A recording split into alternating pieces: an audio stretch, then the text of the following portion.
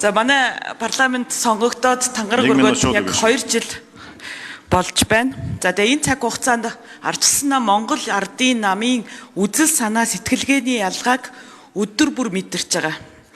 Монгол ардын нам бол дарга төвтэй бүтэц бий болгодог, аль болох олон хүнд суртал бий болгодог, эрх мэдлийг дандаа төр овоолж ирсэн. Харин ардчилсан нам бол монголчуудынхаа авхаал цамбаа, итэг санаачлаг, хичээл зүтгэлд итгэдэг. Эдийн засгийн эрх чөлөөтэй монгол хүн ямар ч халамжинд найдалгүй ажил хөдөлмөр эрхлээд ашиг орлого олоод сайхан амьдарч чадна гэдэгт итгэдэг.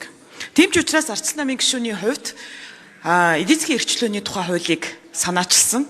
За тэгээд засгийн газраас бизнесийн эрх чөлөөний хууль гээд яг саяны дурдсан тэр дарга төвтэй, хүнд сурталтай тэр бүтцийг бас тодорхой хэмжээнд задлах санаачлага ороод ирэхээр нь энэ асуудлаа хүлээн зөвшөөрч байгаа юм байна гэж бодоод баярлаад хоёр хуулиа нэгтгээд тэгээд өнгөрсөн хугацаанд бол одоо ерөнхий сайдын ажлын албатай хамт өдөржин шүнжин л ажиллалаа тий. Тэгээд бид нар хоёр хуулиа нэгтгээд эдийн засгийн эрх чөлөөний хууль гээд баталж байгаа. За төрийн өмчит компани хууль дээр ч гэсэндээ яг энэ үзэл санааны дагуу төрийн өмчит компаниудаа цөөлий, үүсгэн байгуулах одоо үндслийг нь тодорхой болгоё гэдэг итэх одоо тэр итгэлээр бас яг энэ ажлын хэсэгт нь ороод ажилласан. За гэтэл таны яриад байгаа чөлөөлөе гэдэг санаачлага яг үндэ хоосон популизм биш яг юм бодит ажил хэрэг болно гэдэг итгэл сая юун дээр нурж ийн вэ гэхлээр танай засгийн газраас хоёр хууль өргөн баригдлаа. Саяны одоо эдийн засгийн эрх чөлөөний хууль, төрийн өмчит компанийн тухай хуулийн хамтаар ашигт малбарын тухай хууль. Хоёр тусгай зөвшөөрөл нэмчихэж байгаа. Орон сууцчлалтын тухай хууль. За орон сууцчлалтын тухай хууль бол маш их асуудалтай. Яаж ийн вэ гэхлээр үндэсний орон сууцны корпорац гэдэг байгууллага байгуулнаа гэдэгтэй бүр хуулиар тогтоочж байгаа. Орон сууцны санхүүжилтийн банк байгуулнаа гэж байгаа.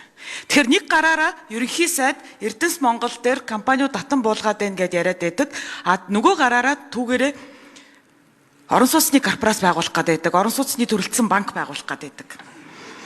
Тэгээ энэ орон сууцчлалтын тухай хуулийг ингээд лавшруулад уншаад үзэхлээр нийгмийн орон сууц, хөлсний орон сууц, хөслөө дэмжлэх орон сууцны хөтөлбөрт иргэдийг хамруулах эренблэх журмыг нийгмийн хамгааллын асуудал эрхэлсэн сайд нь батлна гэж байна. Тэгээ энэ бол одоо ийм барилгын салбарыг, орон сууцны салбарыг тэр чигээрээ одоо ийм бас нийгмийн халамжтай, нийгмийн ерхий сайд хариулъя.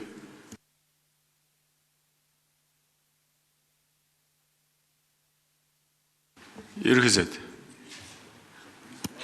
Тэгээ жаргалан гишүүндээ их баярлж байгаа. Цаг дуусч байна. Энэ эдийн засгийн эрх чөлөөний хуулийн суур үзэл баримтлалаа нэгтгэж, за энэ хуулийг бас аль альнийг нь амьлуулах энэ 99 хуультай хамтдагж одоо хэд хоног л үдшиж өрөөгүй ажиллаж энэ хуулийг баталж байгаад би одоо чин сэтгэлээсээ талархаж байгаа.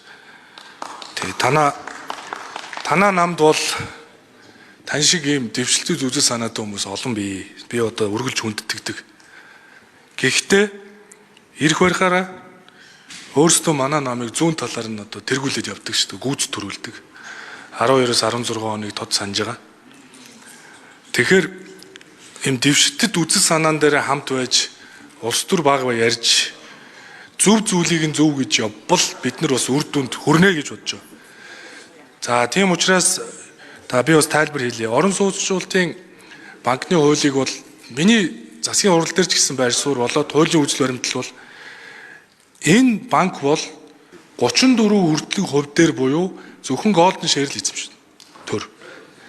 Яг гэвэл ипотекийн зээлийн хөтөлбөр. За уучлаарай, цаг дуслаа.